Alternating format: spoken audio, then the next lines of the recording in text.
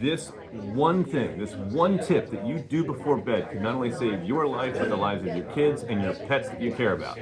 On this edition of For Home, I'm sitting here with my friend Matt. Matt is a volunteer firefighter here at the Union Fire Company. He also professionally works for State Farm, and this is Fire Prevention Week. Welcome to the party, Matt. That's right, Drew. Thank you for having me so much. We're excited to talk about some of the different things that we have going on with Fire Prevention Week. Let's start with some of these tips that we want to talk about. What is important for folks to keep in mind this week as we talk about fire safety? Well, this year's theme for Fire Prevention Week is actually cooking safety. Cooking safety, okay. Cooking fires are actually the #1 cause of residential fires across the country. Sometimes people will leave food unattended on the stove. It will cause a fire. Sometimes it gets away from them. And sometimes they decide to try to put the fire out the wrong way. So if I got a fire on my stove, should I just run to the sink and grab some water and just throw that on the hot dogs I was cooking? The answer to that is absolutely not.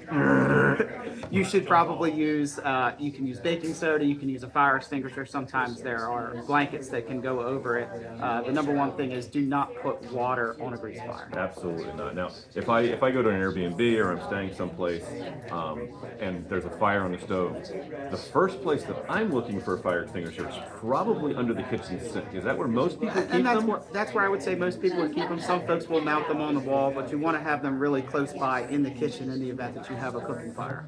And if it wasn't in the sink, maybe a pantry? Where's another place we often see them? Or potentially a closet, but everyone should have at least one fire extinguisher in their home. So A, make sure you have it, and B, if you're at a friend's house, know the likely places to look for it if you're there and something bad happens. Correct. So I know I personally had some friends in Parksburg that they lost their house because somebody was cooking something at 2 o'clock in the morning, and I don't know, they got distracted, they walked away. But like you said, cooking fire, they go quick, and by the time they got back to it, there was nothing they could do. That's such a shame. So you've got to have resources on hand, but don't walk away from the stove while you're cooking, right? I guess you guys see that a lot. We do, unfortunately, and a lot of times it just results in a smoke condition in someone's residence. But there are some times where they lose their kitchen or at times their whole house. Okay. So second thing, the obvious, well, maybe this isn't so obvious. Talk about smoke detectors. Yeah, smoke detectors save lives. Every home should have working smoke detectors, and one thing to remember is that when you change your clocks, you change your batteries. So spring forward, fall back, daylight savings time, folks should be changing their batteries.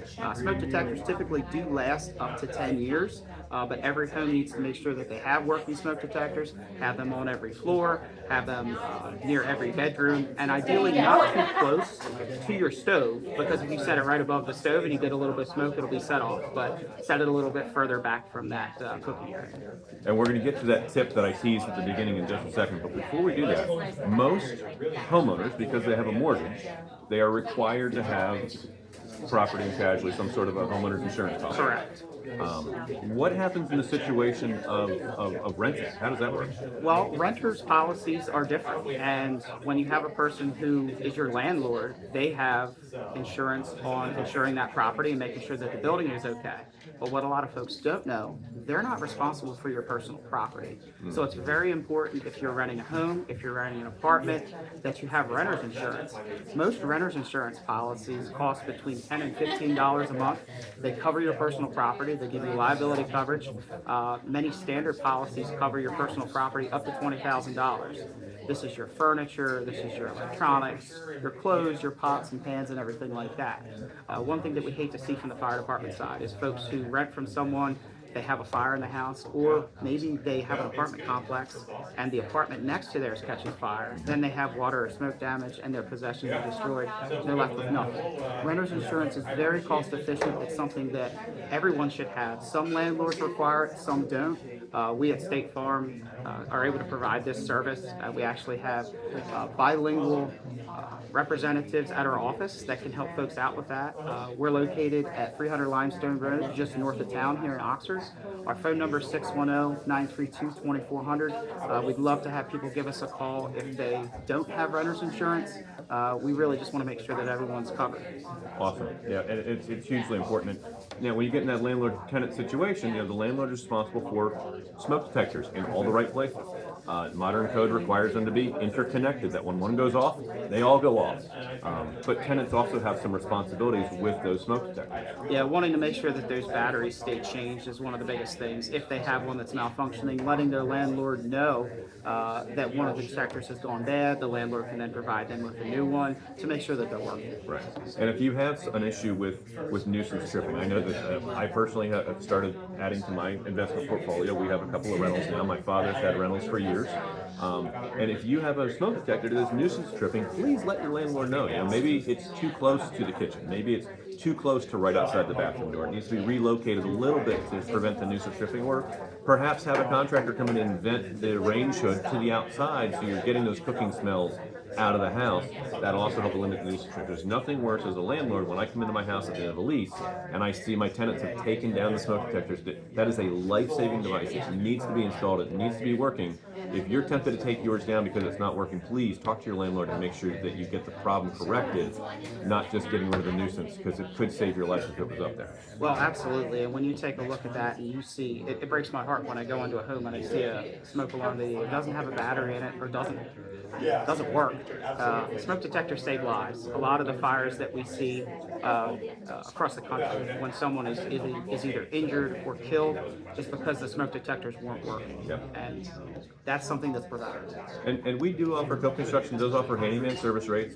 If you're older, if you've got smoke detectors in places you can't reach them, we'd be, hire us, we'd be happy to come in and swap those out, and we'll make it really affordable, especially for a safety thing like this. So let's get to that number one tip that we opened with, one of the number one things that you can do to protect yourself, your family, your children, your pets, before they go to bed. What is it? It's close before you doze, and that's closing your bedroom door. A lot of times people may want to leave the door open, maybe to a child's room or something like that. That way they can hear if they cry or they hear something that goes on. But isolating each room within your home from a potential fire is very important. So keeping that bedroom door closed, and if a room downstairs catches on fire, it gives you a better chance of getting out, and it increases your chance of survivability in a fire. So if the living room was on fire downstairs and smoke started to make its way upstairs and the bedroom door was closed, that person could then try to get out or stay within the room, and firefighters could arrive and rescue them from the window.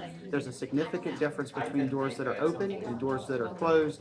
In a fire, you're going to see less smoke and flames that are going to make it into those rooms with the doors closed. And it gives you more time to then hear that smoke alarm. Correct. If that smoke gets to you before the alarm goes off and you start breathing it in, you may not wake up to hear the alarm. You want that door closed so you have a chance to hear the alarm, to get up, to get out. And if the flames are outside your doors, I've seen pictures of the outside of the door is black.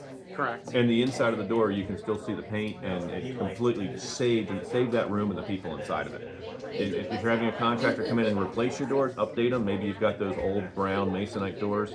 You're going to the new 6 panels. You have a choice between what's called a hollow core door and a solid door. And I would always recommend to my clients, especially in the sleeping spaces, bedroom spaces, always go with a solid core door. It's going to buy you that much more time. Hollow core doors are good. Solid core doors are even better at helping keep you safe in that room. Anything else we want to chat about today? Drew, just thank you for helping to put this together. It was wonderful to collaborate like this to get the message out to the community. Again, we can be reached at 𝗷𝘂𝘀 State Farm at 610-932-2400. We're here to help people and answer those questions. And everyone, please be safe out there. Close before you doze, and remember, smoke detectors save lives. And we absolutely want to give a shout out to everyone who helped with the recent fire that we had here in Oxford. Obviously, Union Fire, a big part of making that happen, and everything that all of the surrounding supporting agencies and everybody who came together, the community, absolutely huge. So thank you guys, we really appreciate it. Drew with Cope Construction and Renovation. If we can solve a problem for you, 484-748-7708. We're located at 3114 Limestone Road, Suite 1C in Cochranville, Pennsylvania, 19330. When we're finished with it, you'll be proud to say it's not just done, it was Cope built. We'll catch you in the next edition of Forever Home. Bye for now.